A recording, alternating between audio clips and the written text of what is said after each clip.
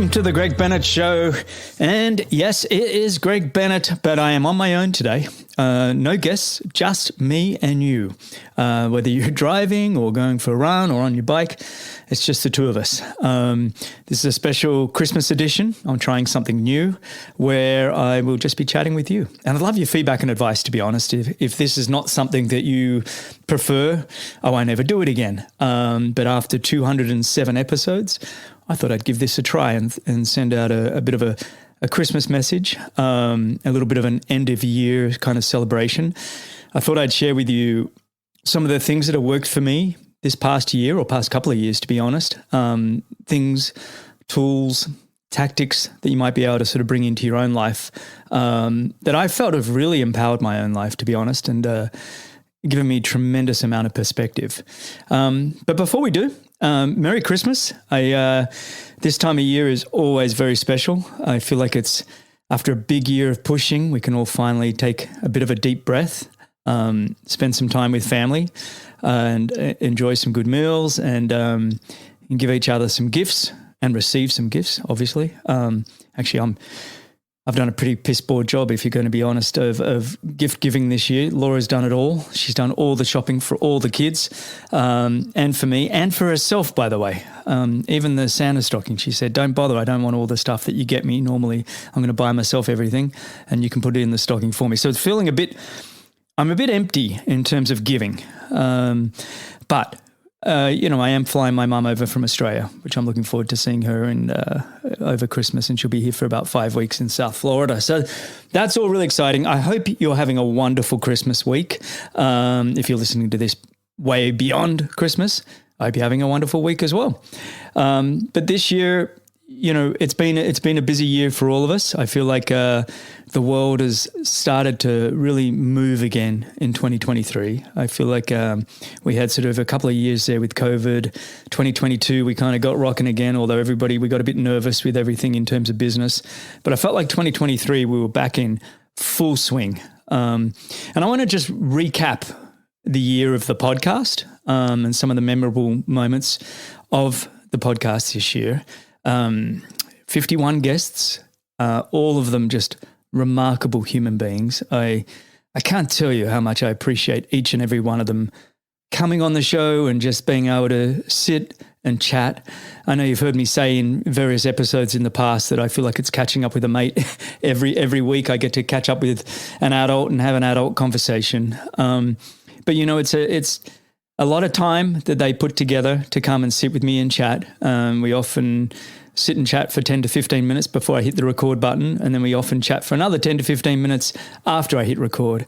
And that's a lot of time out of, anybody's day. A lot of the athletes, the coaches, they're busy, the entrepreneurs that I've had, and they carve out this time to sit and chat with me, and they've been doing so for 4 years now. And, 2023 is no different. It's been a remarkable year. I will say before I go into recap, if you are enjoying the show, I'm going to put a little bit of this up front on the show. If you are enjoying it, I really would appreciate any reviews or, anything on Apple. I think Apple do reviews and the stars. It just helps the rating of the show perform a little better. If you can be bothered, I know that it's can be a bit of a chore, but I'd really appreciate it. I work on this show every week. I do love it. There are some weeks it becomes tiresome. It becomes a bit tough, but I wouldn't change it. I really do love it. But any sort of feedback, advice, reviews, it just keeps me going. I love the comments I get on direct message on Instagram or on LinkedIn or Twitter or whatever it is. And, sometimes those little pats on the back are all it takes. So for those of you that have been doing that, there's several of you that have just been really great super fans that just keep this fire alive. I really appreciate you. But anyway, skipping right forward, let's look at this year in review. Some of the key people that came on. I had so many good mates come on this year, from Chris McCormack and Belinda Granger, Luke McKenzie, Lisa Bentley, Tyler Butterfeld and Brad Carlefelt, all fantastic. Cam Brown, Jason West, new young athletes, and Dan Backergaard. Pete Jacobs came on this year, finally. It was great to catch up with Pete. I'd caught up with him in Noosa in person, and then we organised to do the episode. Tim Reed came on again this year. Rico Bogan, who just won the 70.3 Worlds, young athlete, he came on. Radka Karlafelt, so she was on a few weeks after Brad. Love that couple. What a dynamite triathlon couple they are. And then I had Josh Amberger and Ashley Gentle, talk about dynamite couples, two of my favourite people in the world as well. So thank you to them for coming on. T.O. came on again, Timothy O'Donnell. Honestly, there's not a more fun person in the world than T.O., honestly. You want a good night out, you want a good party, the guy's hilarious, and he's just one of the best men I know. So thanks again, T.O., for coming on. And I finally got Julie Dibbins on, one of the all-time greatest female Ironman and Olympic athletes, and now coaching some of the world's greatest athletes. She finally came on. She's not somebody that does a lot of podcasts and that kind of thing, so that was fantastic. And then I also had Simon Lessing. I know there's been a lot of you that have really wanted some of the more mature athletes, ex-athletes on the show, and Simon Lessing was just great to get him on. Honestly, I raced Simon a lot in the 90s. Well, I say raced. He beat up on me most of the 90s. I think it was into the noughties I started to be able to get him a little bit. But the guy was honestly one of the greatest athletes I ever raced against. But I never really knew him. And that episode with Simon Lessing and how he had to get out of South Africa and apartheid and get himself to Europe and sleeping in his bike bag the night before races, and the British Federation and the British athletes didn't really want him because he was South African, but he, was able to race for Britain because of, family ties. But it was tough for him, sort of not feeling welcome, then having to prove himself. That was a really cool episode. I loved that one. And then I've had, Lucy Charles Barclay came on again. I cannot say enough about Lucy and her team. When I say Lucy, I do mean her team. All around her, she's just supported by some of the very best in the world. But for her to come on the show as probably the biggest name in the world of triathlon, maybe we got Jan Frodeno, who's just recently retired, and I might bring on Jan to talk about retirement in the next couple of months. But Lucy Charles Barclay, to watch her win Hawaii Ironman after everything she's been through, the injuries and everything else, and then 4 second places and finally to win that Kona Ironman. That was a real joy to have her on the show. She's been very good to me coming on this show several times. You got to understand a lot of the higher profile people do get a lot of podcasters reaching out constantly to them. And I truly feel blessed every single time they say yes. Hey, let's come on and let's chat. And Lucy and Reese, a big shout out to both of them. I really appreciate them. It was great to have Jan van Berkel on, recently retired, and Taylor Spivey last week. Taylor, I've tried to get on the show for a couple of years, and finally get her on, have a chat was wonderful. That was a lot of the athletes. I've had people like Mike Riley, the voice of Ironman. He was on this year. It was great to discuss his career and his retirement. Zibby from Challenge Triathlons and all the work they're doing at Challenge. Just absolutely fantastic to have Zibby on. Love the guy. Thomas Whalen was an awesome guy. 5-time Olympic water polo player for Australia and the captain of the team, just all around top guy. He was one of the few that I actually got to do in person this year. We sat down in Sydney when I was back, and just a legend of a guy, and an episode you should really go check out. Honestly, 5 Olympics, water polo, and he played water polo professionally all around the world. So that was a great one. Having Dan Plews and Dan Lorang, the two greatest coaches in the world of endurance sports, both again coming on. Dan Plews, we really celebrated him more than anything on this when we recorded. He breaking, 8 hours in his Ironman, and we talked a lot about the book Die with Zero, which I ended up reading right after that episode with Dan, and the importance of doing what you can at the certain age that you're at, knowing that, he knew that in his early 40s, that was his last chance to have a really good dig at doing a really fast Ironman. And his supportive wife and family said, all right, really give it a good crack. And boy, did he do a really good crack. And I just thought it was fantastic.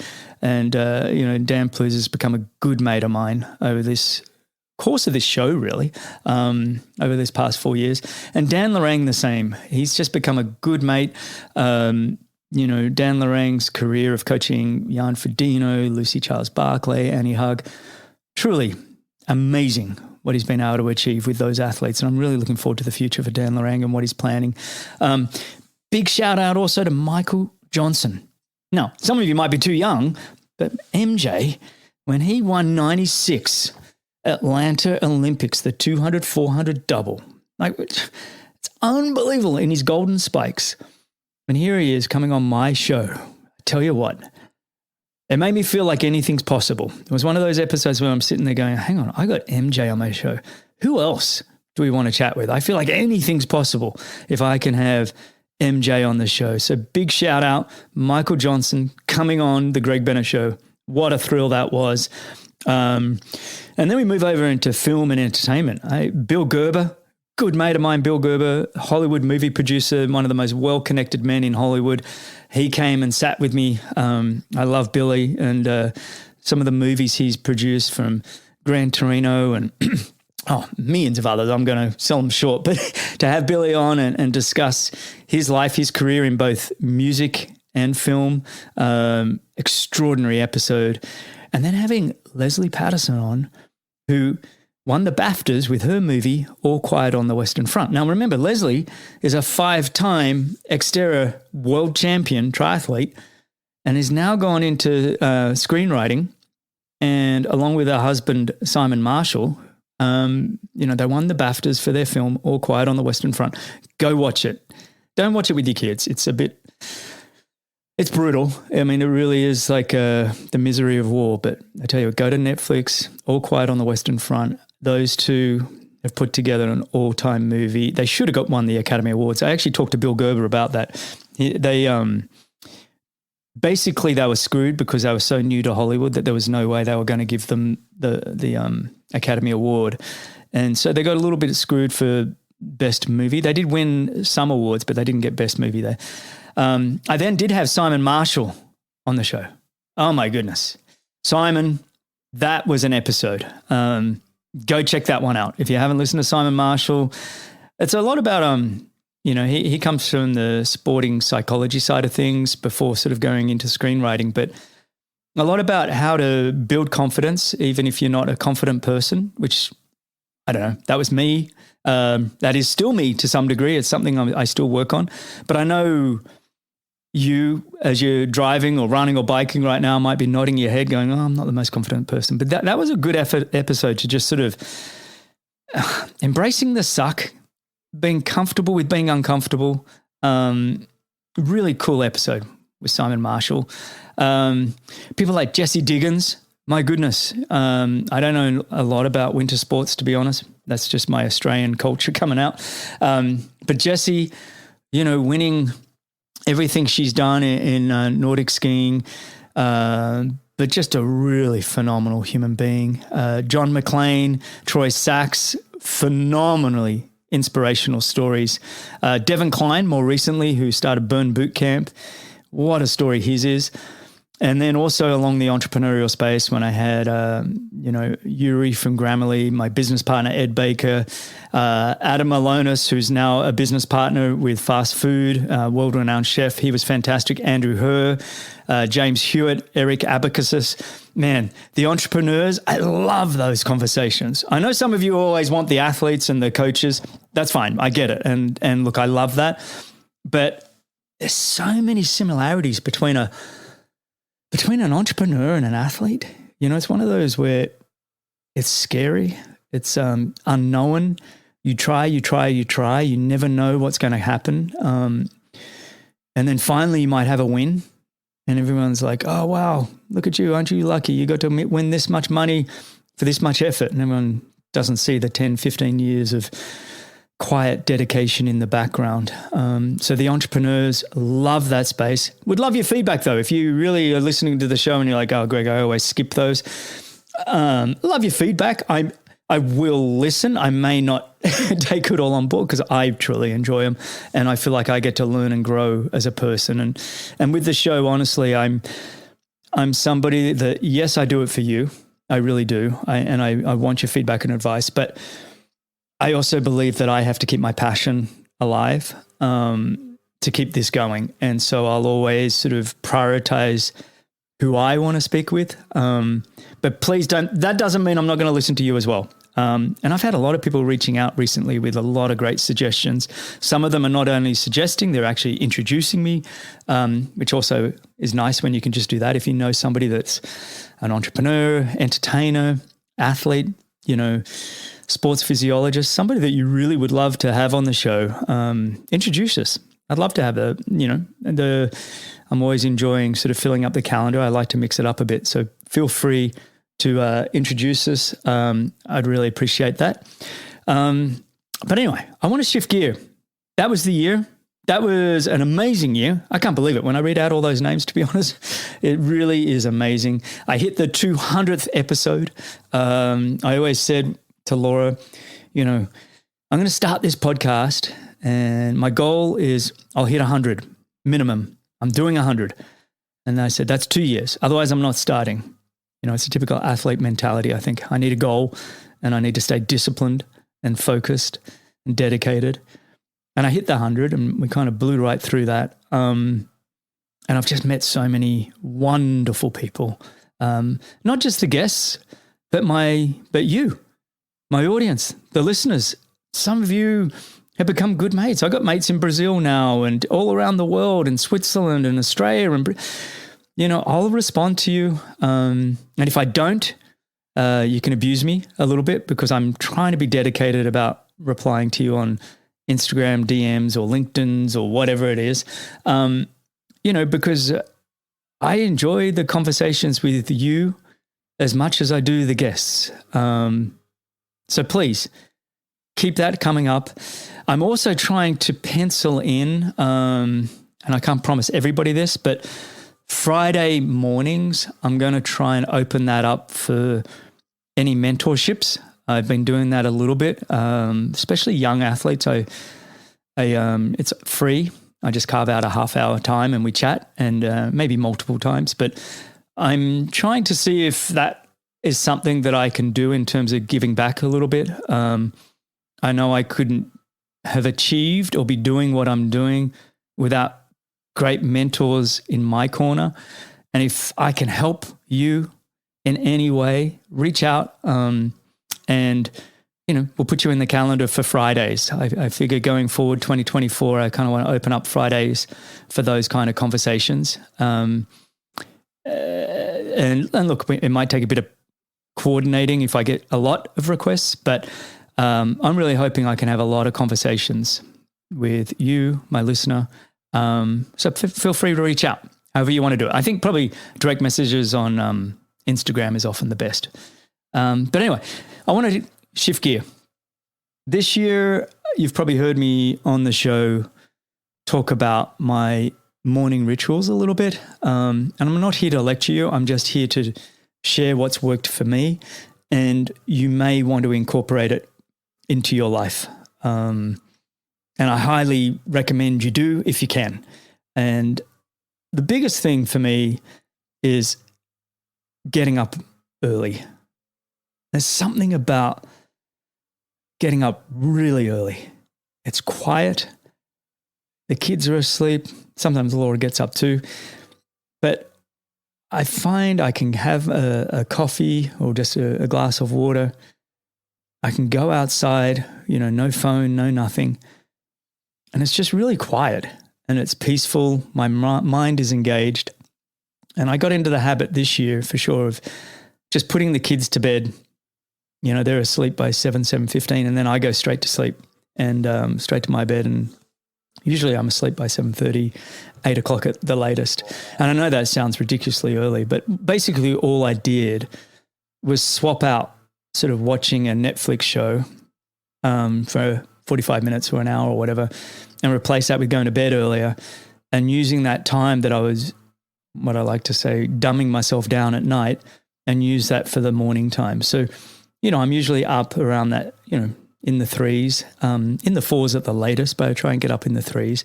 And that is not, I'm not bragging and not saying you have to do it. I'm just saying this is something that I started doing this year and I've been loving it. That's all.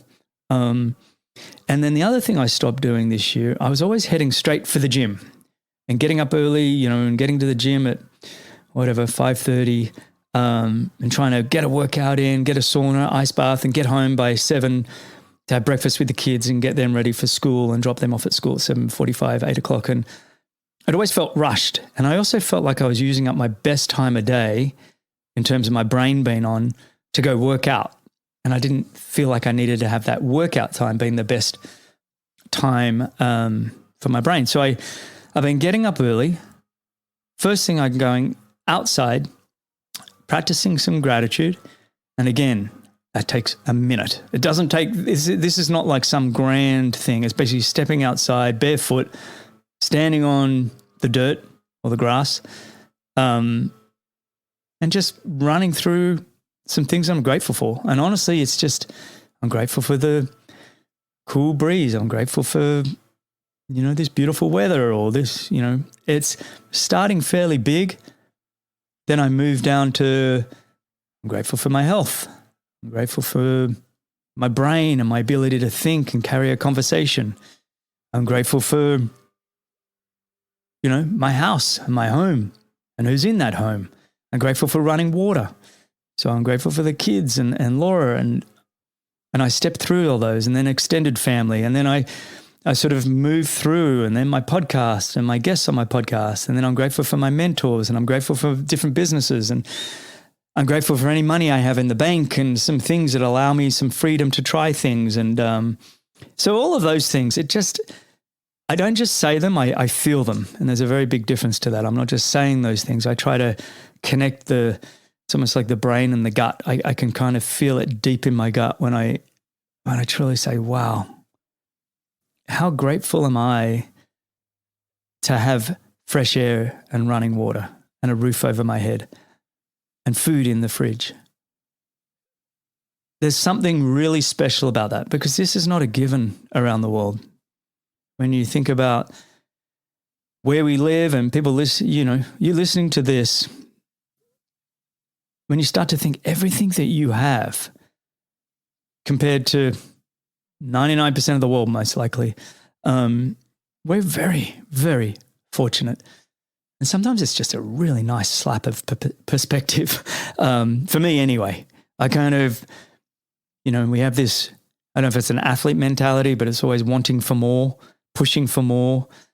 And it's been good for me to slap that perspective across my face and be, wow, this is what you have. That doesn't mean you can't have goals and can't aspiring for more, but it's also nice to step back every morning and go, wow, this is my starting point and this is pretty awesome. And then coming inside, then I would go straight to work, clean my emails that morning, get everything up to date, and use that time early for a couple of hours before the kids wake up to write anything I want to write, to get these podcasts sorted, to get back to people. It's my time to sort the day.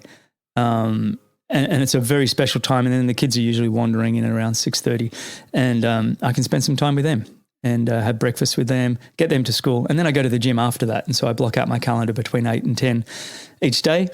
And that's worked well for me. And I'm not saying you have to. I'm just saying if you can, if you work for yourself, or even if you don't work for yourself, I like that little window after I've sort of done some work. I feel like working out a little bit better, and it's worked out well for me.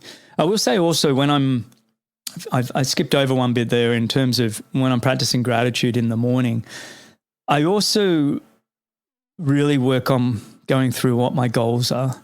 And those goals often are broken into sort of health and wealth and relationships. As an athlete, visualizing and having goals really came easy because I really knew what I wanted. And I had these big monumental goals and I could visualize them, I could see them. And I used to practice visualizing as an athlete when I was in training.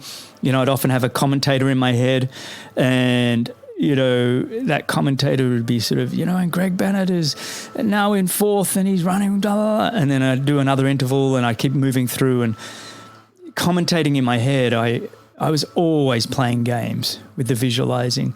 And then I'd also visualize when I'm on the massage table or lying in bed and stepping through. And I kind of felt like visualizing as an athlete was easy. Visualizing, once I became a dad, a father, a businessman, a podcast host, all of those things became a little bit different. And I realized that I just need to set goals in each area and then clearly see and feel what that is like in 6 months for the short term, medium term 2 to 3 years, and long term 5+ years. What does it actually feel like when you're at the top of the staircase looking back down? And that to me is breaking it up into my health. What does that look like? I don't have any major health goals these days other than turning up every single day, doing some kind of a workout to slow down the aging and thinking about my longevity. In fact, I don't want big goals because I know who I become with a goal when it comes to sport right now. I'm an all or nothing type person. Even if somebody says, go do a 5K run race, all of a sudden I've got a training program and I get a bit tough on myself. And so right now I'm just focused on enjoying 45 minutes to an hour each day at the gym and maybe playing tennis a couple of times a day. And I'm happy with that. That's good. But it means I do something every day, every single day. Even if I'm a bit sick or crook, I've got some free weights at home, do some light weights, move the body, whatever it is, do something every day. And then, when it comes to the wealth visualizing, for me, that's all around the businesses. Where do I want to go? What do I want to do? How do I want to push myself? And for me now, business is replacing the athlete mindset that I might have had. And that's fine. I'm still trying to figure out exactly what direction I want to take that. At the moment, really enjoying my work with fast food. And, after just selling Any Question to Whoop, that was a hell of a ride, and I'm kind of looking for another hell of a ride, whether that's with fast food or doing some other kind of work as well with the work I'm doing at fast food. So, and then I have the podcast, which is also, I may start to monetize that again. For a couple of years, I've had very limited sponsorship on it. I may consider doing a little bit more, but that's not really the focus of why I do the show. And if I do work with brands, I want you to know that I'm basically putting them out to you because I actually truly believe in them. And I'm not just doing it for the money. It's going to be something that I can go, yeah, this is something you really need in your life. So that's me. And then the relationship side, when it comes to what I want, it's one of those things I feel like I'm already there.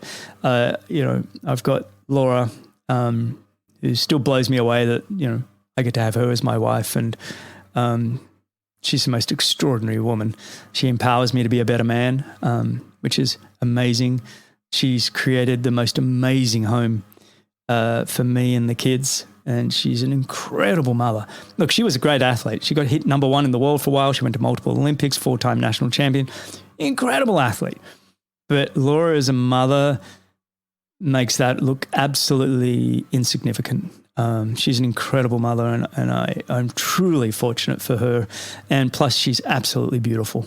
So, yeah, I don't mean to rub it in, but I definitely have scored pretty big, and I appreciate her so much. So anyway, I need to keep going on with that. But the relationship side of thing, relationship with my family, I think I could do a better job with my friends. I think we all get busy, we all move on. And if you're listening to this and you are a mate, I'm sorry, we can do better. But that's, I'll put that on the vision board for relationships for 2024.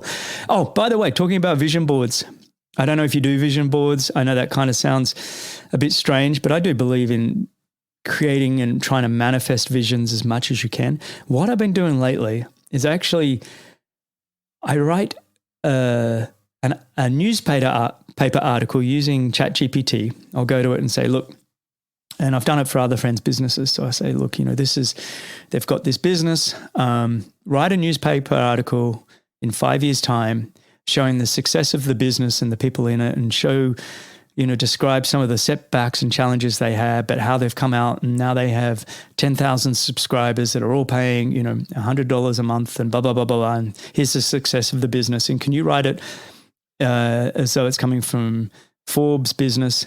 And then I'll grab that article it writes and I'll go over to Canva and I'll put it in using the actual newspaper. You can use like a newspaper template on Canva. So cool. Go try it for yourself in your own life. Use, AI to write the article, copy it over to Canva, use one of their free templates and create yourself a really cool sort of vision board using a newspaper article from the future. So there's my tip. There's my tip there.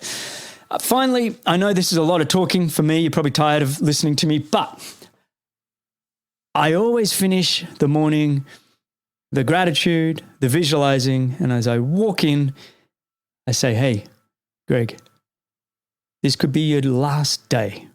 How do you want to live it? And that is not to be morbid. That is more to say that I am very aware of our mortality, my mortality, and not to the point that it scares me. In fact, that it excites me. One of the greatest things about living is knowing there's death at the end. It was funny. I was talking to a good mate of mine that worked with me at Any Question, and we were. Everyone was saying, "Oh, I want to live to." He was saying, "I want to live to 150." I was like, 150? I said, "Why do you need all that extra time? What are you not getting done that you could be getting done now?" He said, "Oh, no, I want to be healthy and it's going to be." I said, "No. I totally disagree. I love the fact that if I'm fortunate, I'll live into my 80s, potentially 90s, depending on which side of the family tree you look at. And I'm 52 now. Actually, I'm 1 week shy if you're listening to this on Christmas Day. And I love the fact that I know that death is around the corner. And boy, is that fuel to live. It's like when I've had close friends that have passed away too young. I've had my dad pass away. And look, people leave us all too soon. But the one thing I make sure I do whenever I'm leaving the funeral, or if I'm not in the funeral, if I've just heard the message, is, okay, how can I live my life better? Am I doing everything I can to fulfill my potential? And understanding that death is around the corner. Could be today, could be 5 years, could be 30 years, 50 years, depending. I want to make sure I'm living today how I want to live it. That doesn't mean being in it, going and partying and being an idiot and not being responsible. I actually think it means when I say those few words to myself as I walk back into the house, and if the kids are up by something, it's embracing the kids. It's not ignoring them. If Laura's up, it's embracing Laura, going over and giving her a hug and being in the moment, being present and celebrating life at its fullest. That has been really powerful for me, to be very present with what I have, that life will be over all too soon, and to have some fun and enjoy what you're doing. It's like, I think we all grow up into adults and we lose our 10-year-old selves. And I if there's one thing I'll leave you with before I, finish this shorter episode than normal, is to find the joy in every single day, to be grateful for everything you do have in front of you. Don't compare to the Joneses down the road. Get rid of that FOMO nonsense. Put the phone down. Get yourself out of negativity. Get to neutral as fast as you can. Stop listening to the news and celebrate as if you were a 10-year-old.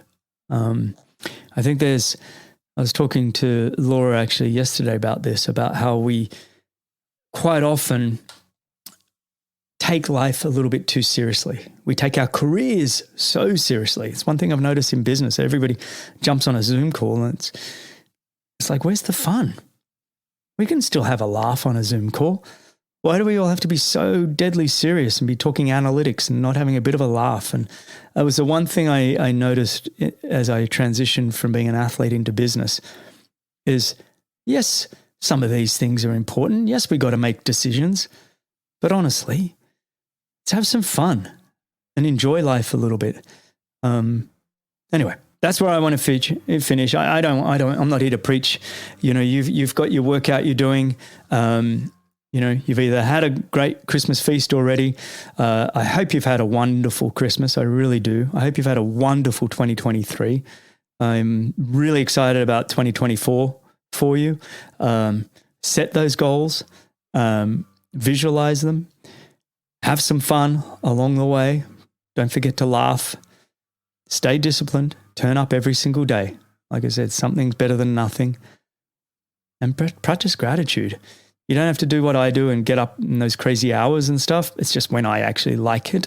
It's like I said to the team at Any Question, you're a night person and you perform best at night. Do that.